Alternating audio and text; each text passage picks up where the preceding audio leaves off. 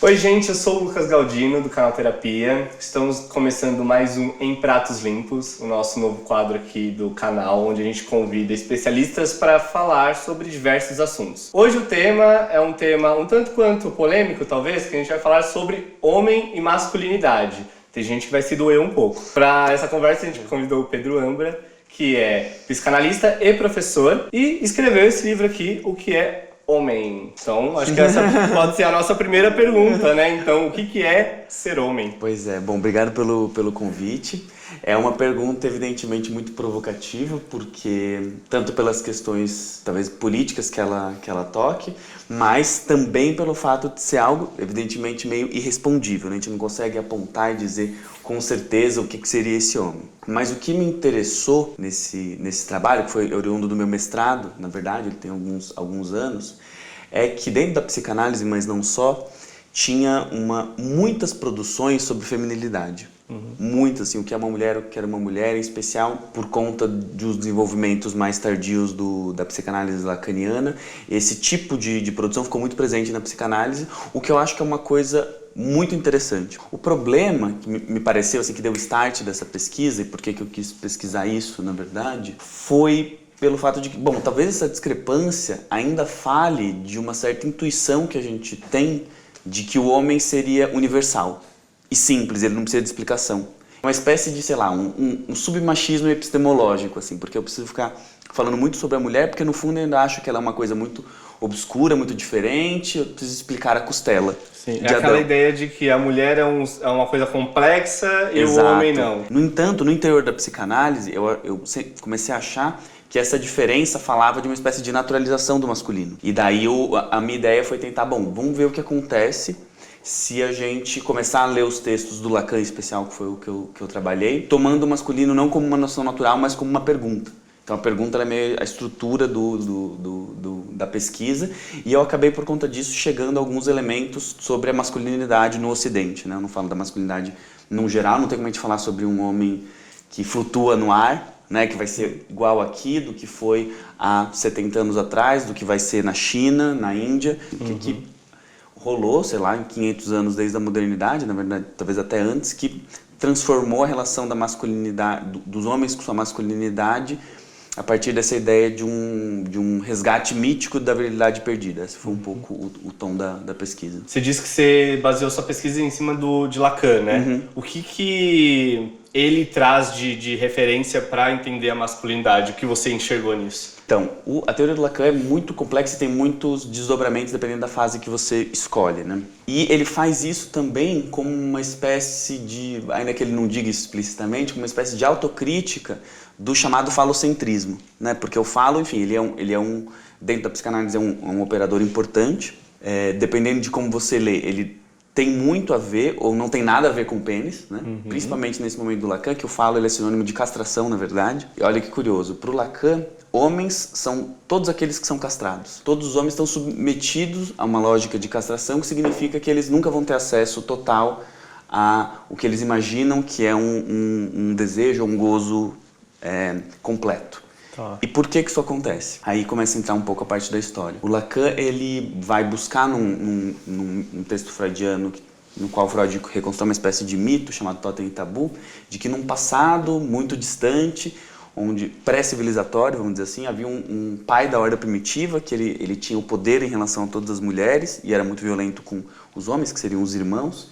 E um dia esses irmãos se rebelam, matam esse pai, comem esse pai num banquete totêmico. Com isso, instauram a civilização, porque eles falam, bom, a gente não pode deixar que um tirano desse apareça novamente. E daí, por conta disso, são inventadas as leis do incesto, de proibições de casamento. Por Freud, isso teria a ver com o começo da civilização e, no fundo, com algumas questões inconscientes que a gente trataria. E daí o Lacan vai dizer, olha, homem, então a gente pode reduzir esse mito a essa ideia de uma exceção que funda a regra. Por quê? Porque todos os homens são iguais, justamente porque tinha um que não era. E esse tipo de contradição, né, existe ao menos um que tem essa, vamos dizer, essa virilidade completamente potente, e os homens em si não têm. Eles são castrados, eles nunca vão poder ser como esse pai, porque eles optaram por viver em sociedade. Entendi. Só que o lance é que essa fantasia de virilidade, ela continua assombrando os homens para sempre. E daí a minha ideia foi mostrar como essa questão, esse mito da virilidade perdida, ele não existia desde sempre e ela passou a tá mais presente a partir da modernidade. Entendi. Né? Então esse lance de castração não é a castração física, não, né? De maneira alguma. É uma ideia mesmo de tirar essa questão da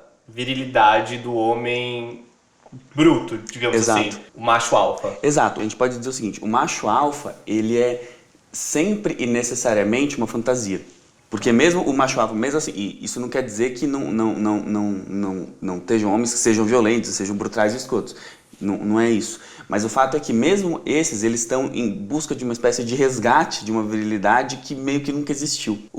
Inclusive as violências, homofobias, elas não são algo, vamos dizer assim, inerente ou genético do homem. Nenhum homem nasce estuprador, nenhum homem nasce violento. A questão é que parte das transmissões culturais e inconscientes fazem com que esses atos violentos eles sejam respostas a um desamparo, né? Então é como se a fragilidade ela fosse a condição dada, né? E o que a gente observa de reações em relação a isso é que são essas violências. Tá, então é realmente algo muito cultural mesmo, né? Sim, é claro, é evidente, é óbvio que não se trata de, vamos dizer assim, esquecer o corpo e dizer que não tem nada a ver, questões hormonais não se articulam com isso. Só que o cultural ele tem uma potência de encaminhar questões físicas e biológicas muito grande. Então veja, se de fato o corpo e os hormônios negritassem algo que seria incontornável, a gente teria que,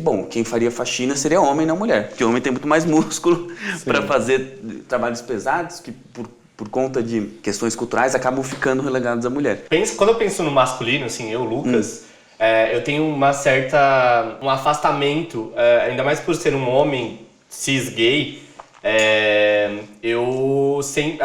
a masculinidade ela sempre foi negada pra mim, desde pequeno, desde antes de eu entender que eu era gay até. Por ser uma criança afeminada, de querer mais emotiva também, mais sensível. Então esse apagamento da minha masculinidade, digamos assim, ela vem desde pequenininho e aí eu me tornei uma pessoa um pouco mais afastada. Eu acho que a gente, pela nossa idade, a gente ainda pegou uma forma de socialização na adolescência, na escola, que, enfim, empurrava os meninos para serem pegadores. E futebol, e não curti. Eu comecei a jogar futebol mais recentemente, bem pouco, assim, fui umas 2 vezes, sei lá, nos últimos 2 anos, mas na infância menos ainda. Eu fui criado pela minha mãe, meu pai biológico faleceu antes de eu nascer, depois ela se casou, enfim, tem um pai adotivo, tem 2 pais, vamos dizer assim.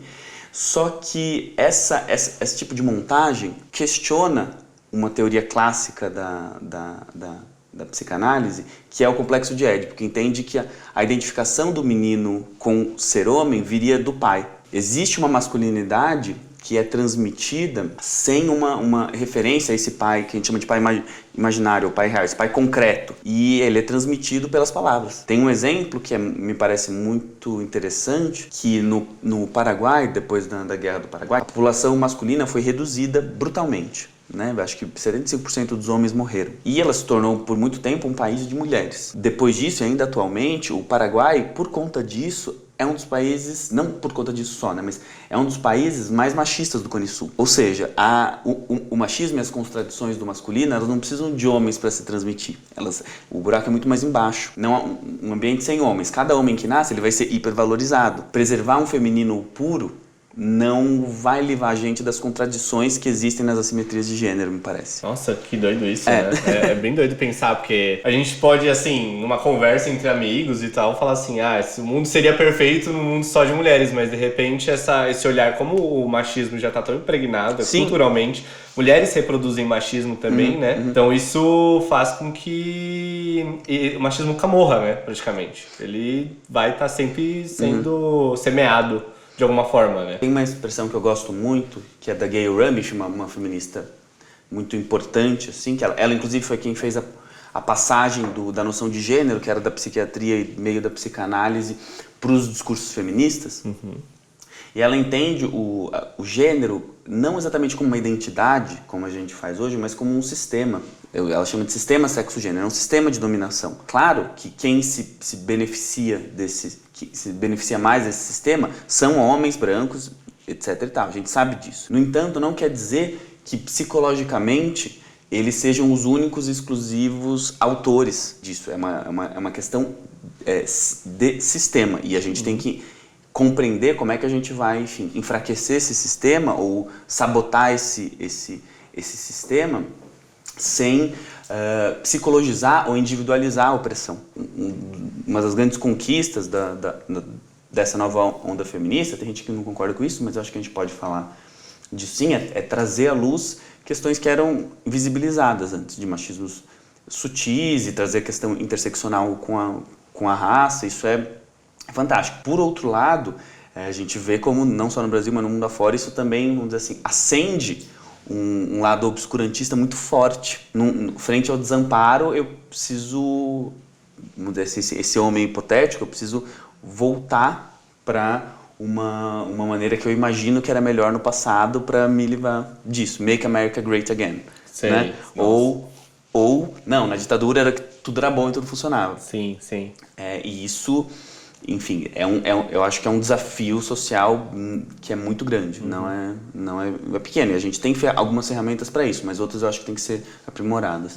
Por isso eu acho que talvez os homens se sintam tão ofendidos quando surge, de repente, um vídeo como esse, falando sobre masculinidade, falando, não, ó, isso está errado, sabe? Ser machista está errado, você, sei lá, ser homofóbico está errado, porque eu acho que a homofobia também tem um pezinho bem forte no machismo. E acho que a minha pergunta agora vem da questão da masculinidade frágil, né? Como você define essa nomenclatura, digamos assim? Então, é difícil essa pergunta, porque partindo da psicanálise, a gente não consegue não sublinhar que toda a constituição psicológica é frágil. Existem modalidades distintas de lidar com essa fragilidade. Isso já no Freud, isso não é nada contemporâneo. Ele usava uma analogia de que a gente é como um copo de cristal, que quando se espatifa, ele não se racha em lugares aleatórios. Ele se racha a partir de fissuras que estavam predadas, mesmo ele parecendo normal. Inteiro. Isso vale pra gente. As nossas formas de sofrer, elas só falam de que, no fundo, a gente vem de um desamparo fundamental. A questão do que a gente entende do que se entende como masculinidade frágil é apontar que a maneira pela qual os homens se relacionam com sua masculinidade, ela tem baixa resistência a ataques. Ou, não, eu nem vou chamar de ataques, eu vou pontuações, no mínimo, né?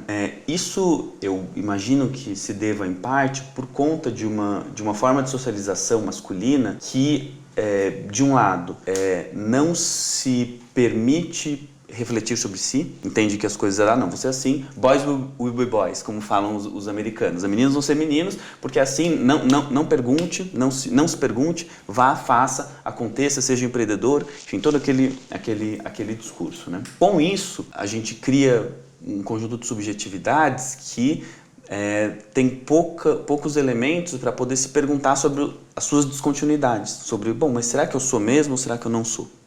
E quando isso acontece e vem de fora, é tomado como um ataque. Algo que não é. Algo que é simplesmente falar, cara, aquilo que você fez não foi legal aquele dia com aquela menina. E de repente isso vira algo que é muito sofrido, né? E por outro, é porque as relações entre homens também, elas são, no limite, potencialmente bélicas. Então a discordância, ela é evitada até um certo ponto e depois daquilo, treta, né? Então acho que a articulação dessas duas linhas, ela faz com que os questionamentos que vêm, seja por outros homens, mas em especial de mulheres em relação a algumas posturas, sejam tomadas como agressivas. Por conta disso, né, me parece ser importante ter um cuidado no tipo de estratégias que a gente vai usar para combater o machismo, que elas precisam, ao meu ver, encontrar uma maneira de contornar esse problema. Psicanaliticamente, eu não vejo como enfrentar isso com, vamos dizer assim, críticas mais severas ainda até a pessoa se dar conta, porque estruturalmente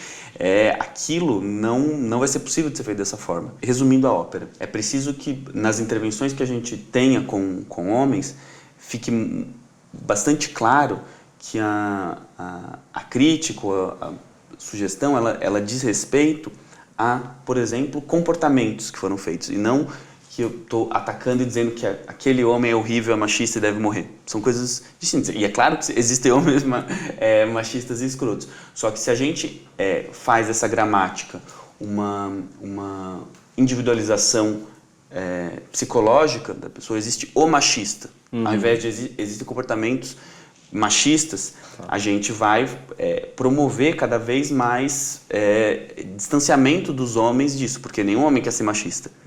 Mas alguns homens podem querer ter menos comportamentos machistas. Eu lembro que a Raquel falou pra gente que assim, você tem que entender o que aquela pessoa tá querendo dizer com aquilo. E não só apontar e falar, você é horrível, você é machista, você é escroto. É tipo, cara, isso que você acabou de fazer é algo machista, de repente, e isso me ofende. A gente está vivendo um momento, um choque civilizatório, uma crise civilizatória, no qual os diálogos que não terminam em rompimento estão ficando um pouco escassos. No fundo, é uma escuta que se oferece para o outro, ela passa a ser cada vez mais importante. E é muito difícil a gente oferecer escuta para alguém que a gente acha que está errado. Isso não pode virar uma desculpa para passar pano, né? Exatamente. Isso que eu ia falar, isso não é passação de pano, gente. Não, isso é uma estratégia. Sim. É uma estratégia de, existem casos, não todos, mas existem casos em que essa negociação com a escuta do outro precisa ser feita. Em outros casos, não. Em outros casos, você precisa, por exemplo, acionar dispositivos legais, né? Mas, E casos extremos nesse claro, sentido, né? Claro. Tipo, sei lá, uma agressão física contra uma mulher. Claro. Aí não tem o que, eu vou ouvir o que aconteceu com ele. Não, você está errado. As mulheres estão sofrendo muito e há muito tempo. Então, é evidente que a postura mais até óbvia é buscar essa punição a todo custo. E quase sempre eu acho que ela se justifica, mas não necessariamente. Se a gente não tem esse recuo crítico, eu acho que a gente tende a produzir mais antipatia com possíveis aliados do que efeitos benéficos.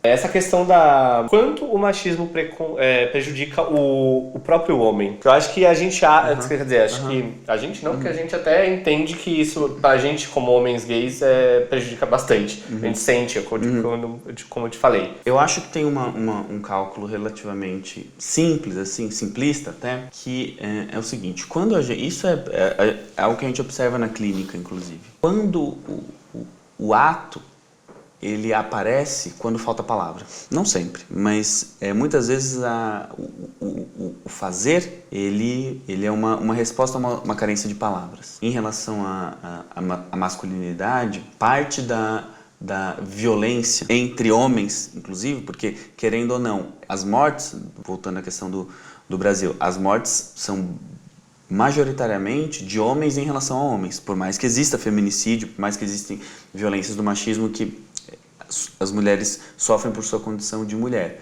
Só que existe esse outro lado de que boa parte dessa violência, que a princípio seria uma violência neutra, né, não de gênero, ela é marcada por gênero porque são homens se matando. É que ninguém dá bola pra isso, né?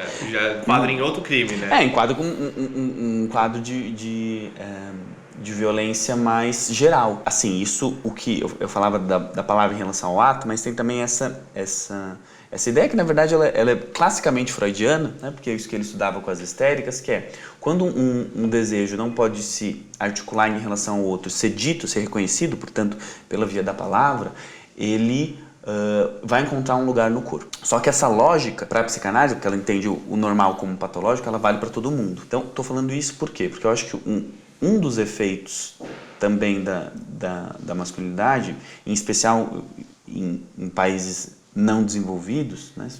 Nem sei se essa divisão ela vale para o mundo de hoje, é que a saúde do homem ela é muito prejudicada, não totalmente por conta de questões biológicas, mas por um distrato do homem com o seu próprio corpo. Então o que a gente falava sobre os sentimentos, não expressar os sentimentos, não falar, não ir no médico, não quero saber de mim. Esse não querer saber de mim é quase sempre não querer saber das minhas fraquezas, sejam psicológicas ou sejam físicas, né? E isso tem um impacto direto na saúde e na longevidade dos homens. Homens vivem menos que mulheres, também por conta disso. Agora, tem uma outra coisa, um contraponto em relação a isso, que é as relações sociais e as relações com o outro, elas vão ser sempre difíceis, necessariamente. Haverá o sofrimento, ele é incontornável.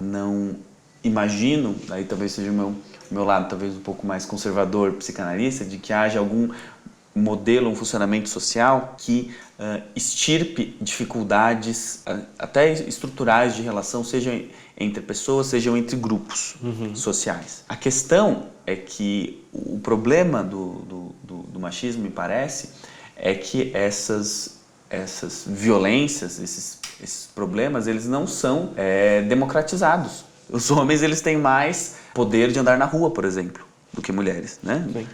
O problema é que as violências que podem ocorrer entre pessoas, que, ao meu ver, elas são um pouco incontornáveis, elas estão, primeiro, potencializadas e, segundo, elas não estão distribuídas democraticamente. A agressão em relação ao outro, a agressividade e a violência, ela constitui o humano. A gente vai encontrar milhões de formas historicamente distintas, né? As ferramentas que a gente tinha há 200 anos talvez não funcionem hoje, para contornar isso, mas tirar isso do domínio, acreditar que existe um ideal de alguém que de fato consiga ser essa pessoa perfeita, não violenta, não machista, isso pode ocasionar uma busca por pureza que também vai produzir outro tipo de sofrimentos. Na clínica, a gente observa assim, homens que também sofrem por justamente não conseguir ser o desconstruidão. Então, não estou sendo suficiente, isso não tá bom, acho que estou sendo machista com minha companheira porque não lavei a louça ontem. Também fala desse cuidado que eu acho que a gente precisa ter, que é de achar que a gente vai chegar num momento, numa imagem de humano, de homem ou de mulher, que esteja livre de contradições. Achar que ou a gente está do lado puro, ou a gente tem que alcançar o lado puro, tende a não terminar bem. Se a gente não entende os limites e as contradições da relação em si, me parece que vai ficando cada vez mais difícil uma transformação social. Praticamente assim, é possível fazer super-humanos, né? É difícil fazer essa criação, justamente porque assim que você extingue alguns problemas, outros vão surgir e é natural da gente, né? É intrínseco do ser humano. Mas qual seria o ideal? Onde seria o ideal a gente chegar, sabe? Nesse caso, assim, acho que dá até do machismo, né? É extinguir apenas a violência física, entender parte de todos os problemas e fechar os olhos para outros, seria o ideal, ao seu ver? Nossa, é uma pergunta muito, muito difícil. Eu não sei como respondê-la, mas eu começaria dizendo que talvez a gente pudesse separar aquilo que compete culturalmente a gente fazer. Primeiro, continuar sublinhando as práticas e os problemas estruturais que o machismo vai acarretando, só que sem identificar os homens como inimigos. Eu acho que as iniciativas que começam a acontecer, algumas já acontecem há um tempo, mas outras começam a pipocar mais de grupos de homens e discussão de masculinidade ou masculinidades, elas são muito importantes, né? Tanto para esse exercício de, vamos dizer assim, autorreflexão. Mesmo dito isso, houver espaço que homens possam falar, se pensar, e que isso também inclua mulheres, né? Porque, novamente, se a gente separa, grupos entendem que há assuntos e há formas de tratar que dizem respeito só a quem vive aquela situação, a gente individualiza e para de pensar no sistema. A gente precisa que um possa se colocar no lugar do outro para atravessar esse problema que a gente está atravessando juntos. Só que existe outro lado, que é um lado propriamente político e estatal. A masculinidade e o machismo, eles não são apenas atributos individuais que estão dentro de mim. Eles são produzidos por determinadas disposições concretas da nossa vida material. Por exemplo, a diferença salarial entre homens e mulheres é algo que produz efeitos nefastos e que, se fosse tratada, vamos dizer assim, teria um alcance muito maior, ao meu ver, do que a iniciativa de fazer grupos para homens, porque são importantes também, mas elas têm que se associar a decisões do plano político nacional maiores, né? Ou que foi, por exemplo, o Bolsa Família no interior do Brasil. Ele teve algo que não era previsto a princípio, que foi uma grande onda de emancipação de mulheres no interior, porque ele era um benefício que era dado por uma mulher que sem aquilo era completamente refém do marido. Então veja, esse tipo de ação, ele também é incontornável para a gente chegar em algum horizonte distinto. A questão é que as formas pelas quais a gente vai construir esse futuro é que estão em disputa. As modalidades de construção de pautas e políticas para isso é que elas vão divergir. Muito legal mesmo.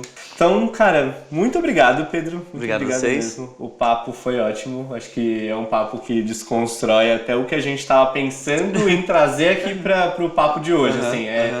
E é isso que a gente quer mesmo. A meta é desconstrução. A meta é desconstrução e instigar, eu acho que, não só a curiosidade, mas essa pulguinha de que nada vai ser sim ou não, preto no branco, é muito mais complexo e a gente tem que se ater a essa complexidade de uma forma genuína, né? Sim, e lembrar que a gente é complexo também. Exatamente, nossa, a gente é muito complexo, gente, muito complexo.